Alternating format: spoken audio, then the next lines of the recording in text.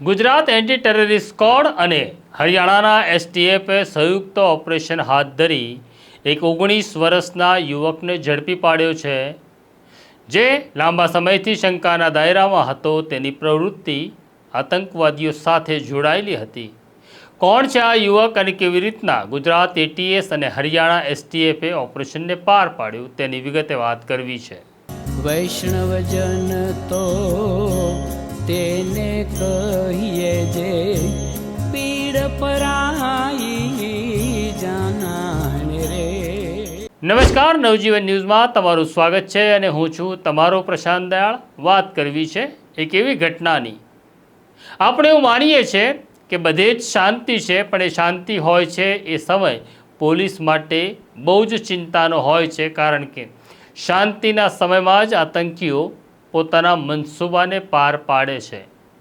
આતંકીઓ આપણા દેશની અંદર અને દેશની બહારથી કોઈ ઘટનાને અંજામ ન આપે તેના માટે વિવિધ એજન્સીઓ કામ કરતી હોય છે અને સતત બાજ નજર રાખતી હોય છે. આવી જ એક એજન્સી છે ગુજરાત એન્ટી ટેરરિસ્ટ સ્ક્વોડ, જેના ડીઆઈજી છે સુનિલ જોશી.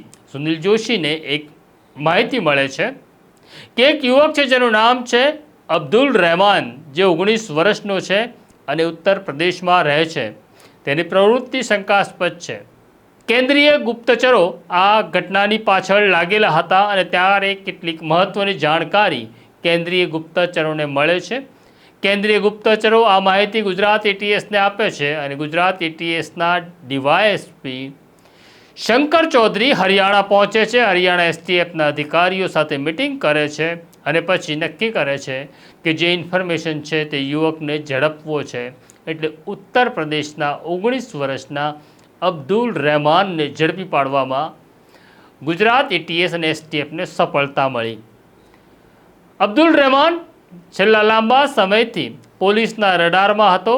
તે કોને મળે છે, કોની સાથે વાત કરે છે, તેની પ્રવૃત્તિ શું છે, દેશની અંદર અને દેશની બહાર તેના જોડાણો ક્યાં છે, તેના ઉપર સતત ગુજરાત એટીએસ નજર રાખી રહી હતી.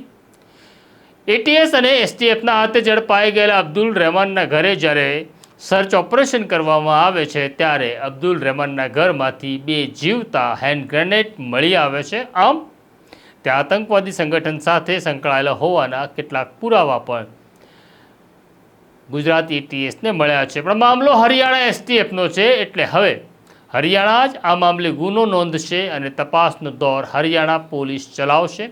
ખેર, ચાલો, રમજાનનો મહિનો પણ શરૂ થઈ ગયો છે અને કોઈ ઘટનાને અંજામ આપે આતંકીઓ અને બદનામ થાય આ દેશના મુસલમાનો, તે પહેલાં ગુજરાત એટીએસ અને એસટીએફે આ ઘટનાને અટકાવી દીધી છે. અમે તેમનો આભાર માનીએ છીએ. આ સ્ટોરી તમને કેવી લાગી અમને કોમેન્ટ બોક્સમાં જરૂરથી લખજો. અમારી સાથે વાત કરતા રહેજો.